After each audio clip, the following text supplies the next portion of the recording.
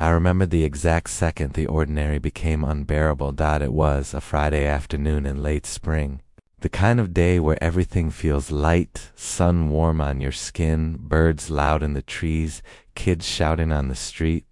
I was folding laundry in the living room when my phone lit up with a call from the school. "Mrs. Reyes, this is Principal Carter. Your son Mateo didn't board the bus after school. We've checked everywhere. Is he with you or your husband?" My heart dropped into my stomach like a stone. Mateo was 8, responsible, never wandered. I called Victor, my husband, immediately. Straight to voicemail. Again, nothing. I drove to the school in a blur. Teachers, security guards, other parents, they all looked at me with that helpless pity. No one had seen anything unusual.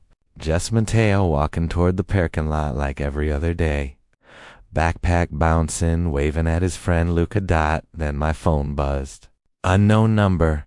One sentence. "Your husband owes us. The boy stays until he pays." Attached was a photo.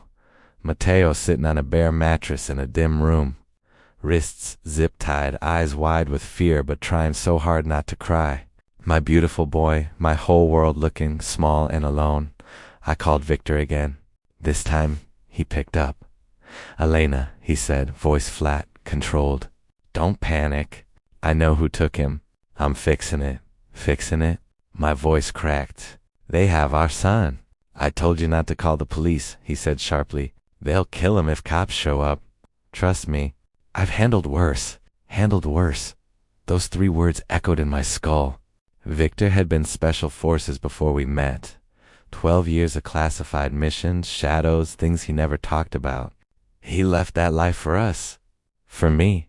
For Mateo.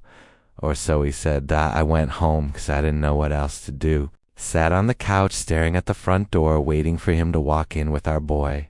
Hours passed. Night fell. The house felt too quiet, too empty. When Victor finally came through the door at 2 a.m. He was alone. He looked at me exhausted, unshaven, and said the sentence that broke something inside me forever. They weren't supposed to take him this soon. And in the silence that followed, I realized the kidnappers weren't strangers acting on old grudges. They were acting on instructions. Victor sat across from me at the kitchen table, the same table where Mateo used to do homework while I cooked dinner. Now it held only 2 mugs of cold coffee and a wall of secrets between us.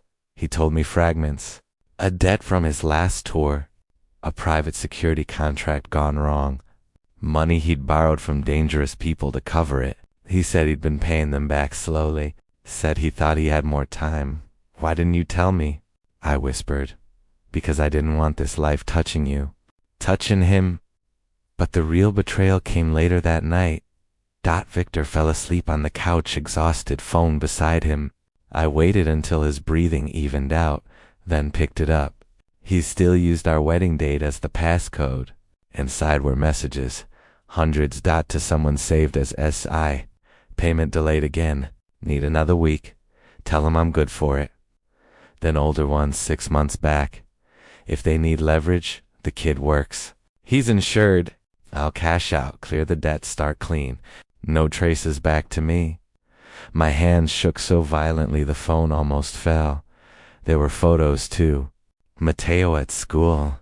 At the park. In our yard. Time-stamped. Sent to see with captions. Target acquired.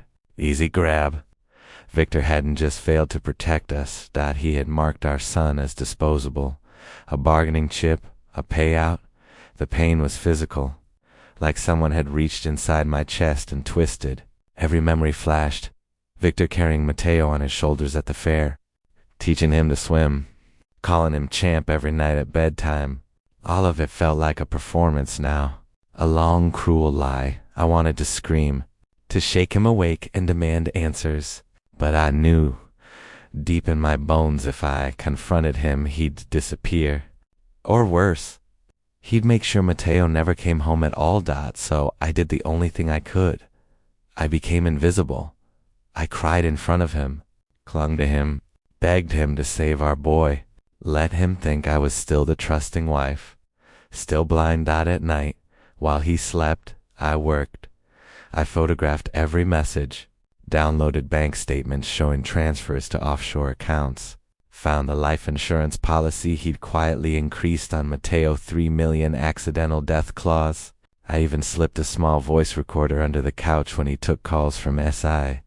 "Once it's done," he said one night into the phone, "I'll need the second half wired fast. I'm out after this." Each word carved another piece from my heart, but each recording built my armor. I contacted a former colleague of Victor's, a man he'd once trusted, now retired, told him only that Mateo was in danger and Victor was involved. He didn't ask questions. He gave me a private investigator's number.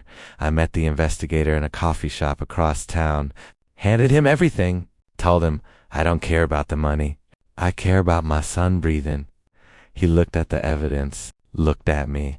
"This is conspiracy to endanger a minor. Possibly kidnapping facilitation. We go to the right people. He's done." I nodded. I wasn't doing this for revenge. Not yet. I was doing it for the little boy who still believed his daddy would come for him. The drop was set for an empty lot behind an old warehouse. 3 a.m., cash for the boy. Victor left the house at 2:40, duffel bag in hand, face hard. I watched his truck disappear down the street, then called the number the investigator gave me. FBI hostage rescue team moved in before Victor even parked. They found Mateo in a back room, scared, hungry but alive.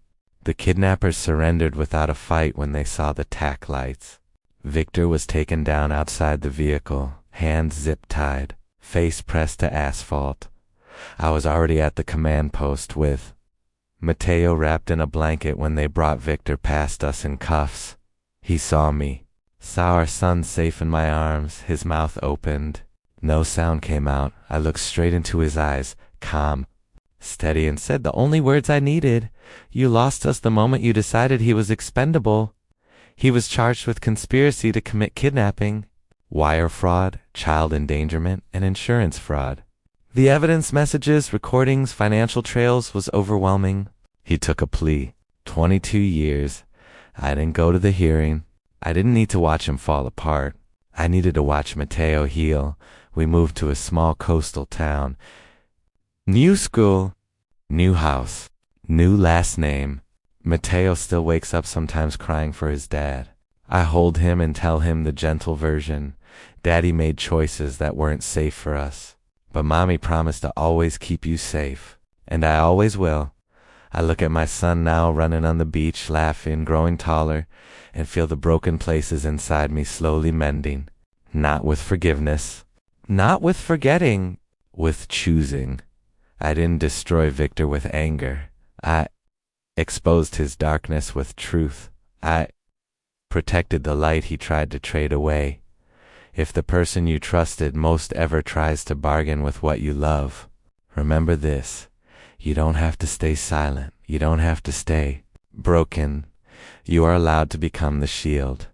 The greatest justice isn't always loud or vengeful. Sometimes it's quiet, methodical, a mother refusing to let evil rewrite her child's story. When the mask finally falls and the truth steps forward, you get to breathe again. And that breath, it tastes like freedom.